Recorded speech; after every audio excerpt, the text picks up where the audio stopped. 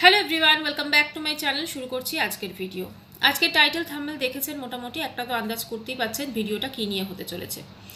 তো আজকাল আমাদের এই ওয়াইটিতে একটা বাচ্চাদের অ্যাটাক করাটা একটা ট্রেন্ড হয়ে গেছে, ঠিক আছে। মানে দুটো ক্রিয়েটারের মধ্যে লড়াই হচ্ছে, ধরুন লড়াই মানে বাকযুদ্ধ আর কি। তো সেক্ষেত্রে যখন ক্রিয়েটারের কিছু পাচ্ছেন না, তখন তার ফ্যামিলিকে অ্যাটাক করা হচ্ছে, তার বাচ্চা, তার মানে তার সন্তান, তার হাজব্যান্ড, সবাইকে অ্যাটাক করা হচ্ছে। তখন ব্যাপারটা হচ্ছে এই যে বাচ্চা বা শিশু বা টিনেজ ধরুন কেউ, এই ব্যাপারগুলো তো একটা খুব একটা কি বলবো সেন্সিটিভ একটা বিষয়, তো সন্তান। তো সেক্ষেত্রে যিনি ধরুন মা ক্রিয়েটার আছেন, তার স্বাভাবিকভাবে খারাপ লাগছে, তো তিনিও একটা বেশ কি বলবো রিয়্যাক্ট করছেন বা তাকেও আরও উল্টোপাল্টা হয়তো কথা বলছেন। তো এই জিনিসগুলো কিন্তু চলছে।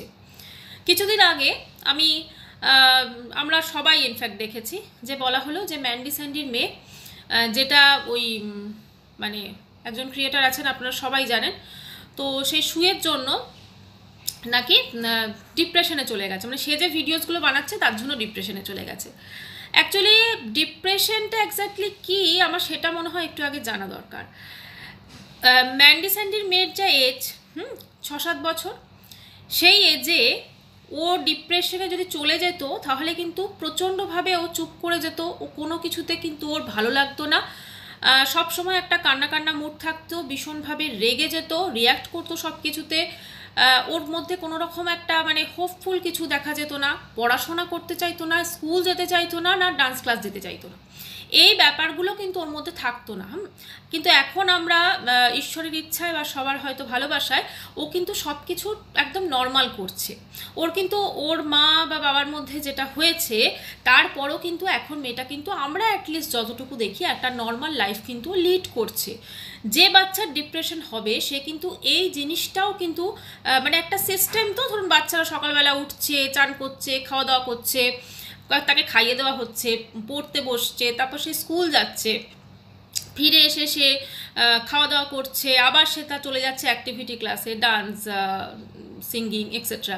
তো তারপরে আবার সে ফিরে আসছে। তো এরপরে তার মধ্যে যে যদি সত্যি ডিপ্রেশন হতো তাহলে সে কিন্তু ফার্স্ট অফ অল তাকে স্কুল পাঠানোটা অনেক বেশি ডিফিকাল্ট হয়ে যেত, সে সব সময় একটা ইরিটেটিং মুডে থাকতো। কিন্তু আমরা কিন্তু ওর মেয়েকে দেখেছি ও যথেষ্টই হাসি খুশি থাকে ক্যামেরার সামনে।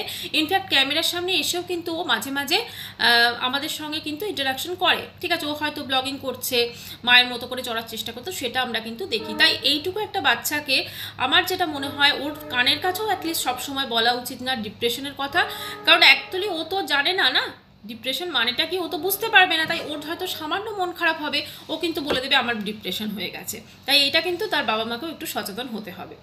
অপরদিকে আসি, কালকে আমরা সবাই জানি আমাদেরই একজন ক্রিয়েটার, তো তার মেয়েকে, আমি দেখুন এক্ষেত্রে কার দোষ কার ভুল আমি কিছু বলছি না, কিন্তু যেহেতু জিনিসটা যেটা হয়েছে যে ওনার মেয়ে এবং ওনার হাজব্যান্ডকে, মানে যে জিনিসটা বলা হয়েছে আপনারা সবাই জানেন, এরকম একটা কথা বলা হয়েছে যে মানে বাবার সাথে মেয়ে শুয়েছে, এরকম একটা কিছু একটা বলা হয়েছে। তো ব্যাপারটা হচ্ছে এই যে একটা জিনিস বলা, ধরুন আমি কারোর মেয়েকে একটা কিছু বলছি বা, কিন্তু এই যে পার্টিকুলার জিনিসটা একটা বাবা মেয়ের সম্পর্ককে খুব নোংরা চোখে একটা কিছু বলে দিল, বলে দিলেই হয়ে গেল। এবং দীর্ঘদিন ধরে আমরা দেখতে পাচ্ছি যারা আমাদের এই ওয়াইটিকে পরিষ্কার করতে চাইছেন, তাদের যারা বিশিষ্ট বিশিষ্ট ব্যক্তিগণ আছেন, তাদের মুখের ভাষা এবং তাদের অ্যাক্টিভিটি, তাদের বডি ল্যাঙ্গুয়েজ যথেষ্টভাবে মানে তারাই কিন্তু অ্যাকচুয়ালি তাদেরই পরিষ্কার করাটা দরকার, ঠিক আছে। মানে তারাই কিন্তু, আমার যেটা সোজা কথা, তারাই কিন্তু ওয়াইটিটাকে যথেষ্ট নোংরা করছেন।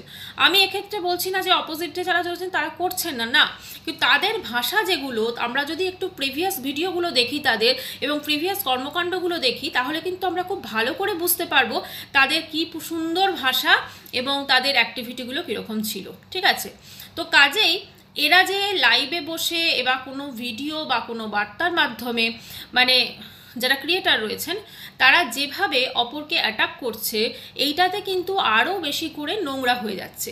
দেখুন, দুটো ক্রিয়েটারের মধ্যে হয়তো একটা রেষারেষি থাকতেই পারে, হয়তো এদের মধ্যে পার্সোনাল যোগাযোগ ছিল, ফলে কিছু একটা কারণে হয়তো সম্পর্ক খারাপ হয়েছে।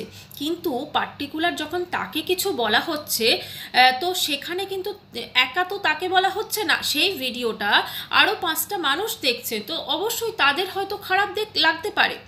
আর এই সন্তানদের অ্যাটাক করা কথায় কথায়, এই সন্তানদের সম্পর্কে একটা কিছু খারাপ ভাবা বা সন্তানকে নিয়ে কিছু বলা, তার জন্ম পরিচয় নিয়ে কিছু বলা বা তার আদার্স বাবার সঙ্গে বা অন্য কারোর সঙ্গে তার সম্পর্ক নিয়ে কিছু বলা, এবং দিনের পর দিন এই যে জিনিসগুলো ঘটছে এগুলো কিন্তু যথেষ্ট নিন্দনীয়।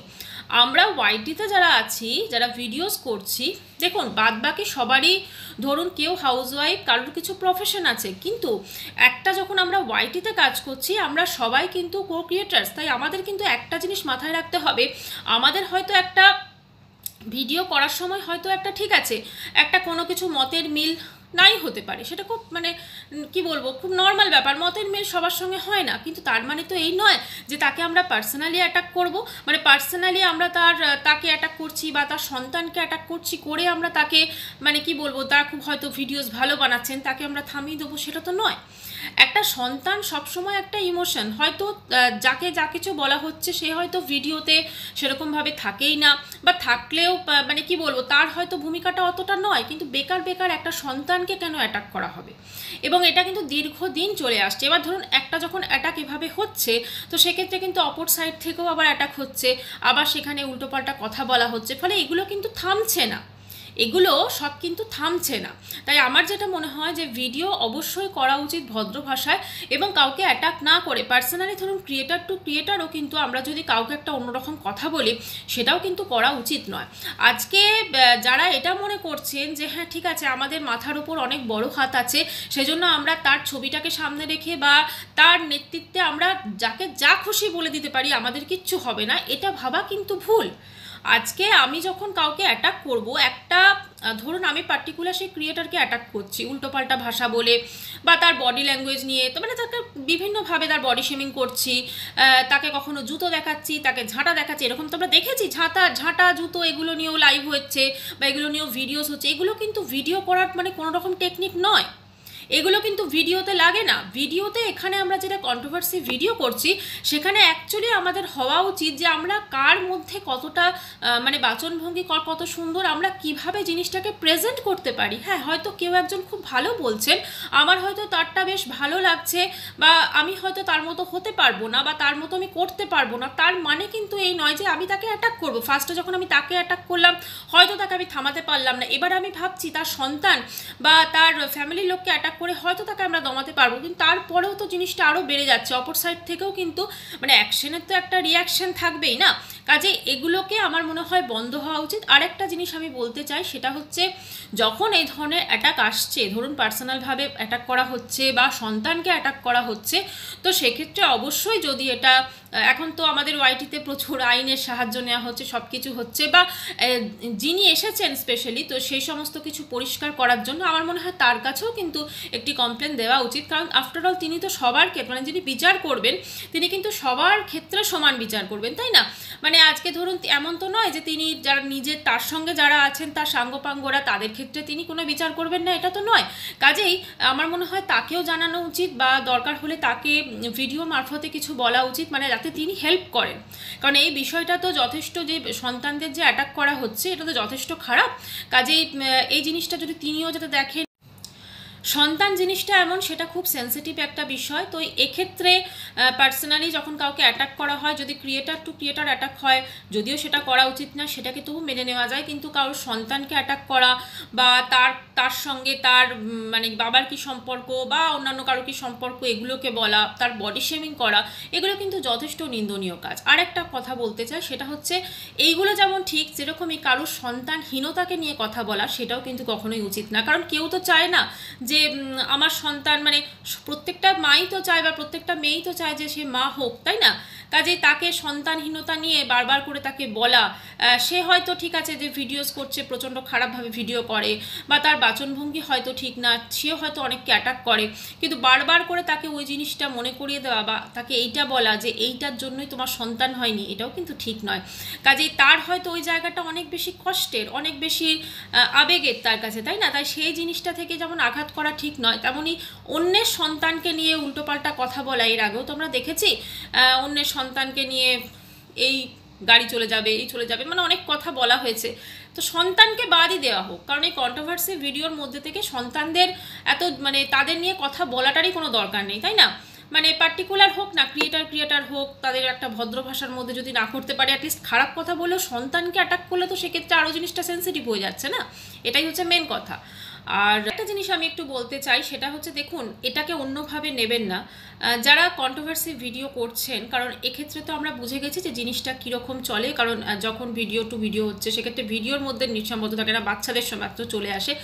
যদি সম্ভব হয়, যদি প্রয়োজন পড়ে, আপনারা প্লিজ আপনাদের সন্তানকে অ্যাটলিস্ট তার সঙ্গে ছবি বলুন বা রিলস বলুন, আপনারা আপনাদের যে সোশ্যাল মিডিয়া আদার্স অ্যাকাউন্ট আছে সেখানে আপনারা পোস্ট করুন, সেখানে আপনারা সেখানে ফটো দিতে পারেন, সেখানে যা খুশি করুন, রিলস বানান। কিন্তু এইখানে পার্টিকুলার ওয়াইটিতে এই জিনিসটাকে আপনারা করলে কি হবে না, যে সামনে আছে সে আরও বেশি করে সুযোগ পেয়ে যাবে। এটা আমার জাস্ট মনে হলো, আমি বললাম। এটা অবশ্যই আপনাদের ওপর, কারণ আপনারা যদি আপনাদের সন্তানকে এই মানে ভিডিওতে ধরুন না আনেন, যদি প্রয়োজন না পড়ে, কন্ট্রোভার্সি ভিডিওতে তো সন্তানদের আনার প্রয়োজন পড়ে না, তাই না? মানে তারাও হয়তো অনেক ক্ষেত্রে পছন্দ করে না, বা আমাদের কি দরকার তাদেরকে আনার। তো সেক্ষেত্রে দেখছেন এভাবে পার্সোনাল অ্যাটাক তো হয়েই যাচ্ছে। তাই এটা একটু আমার মনে হয় প্রত্যেকটা মাকে একটু সচেতন থাকা উচিত। তো যাই হোক বন্ধুরা, ভিডিওটা আমি এখানে শেষ করছি। আবার দেখা করছি নেক্সট ভিডিওয়ে। তো ততক্ষণের জন্য সবাই খুব ভালো থাকবেন। যদি চ্যানেলটি ভালো লাগে তো অবশ্যই করে সাবস্ক্রাইব করুন। বাই।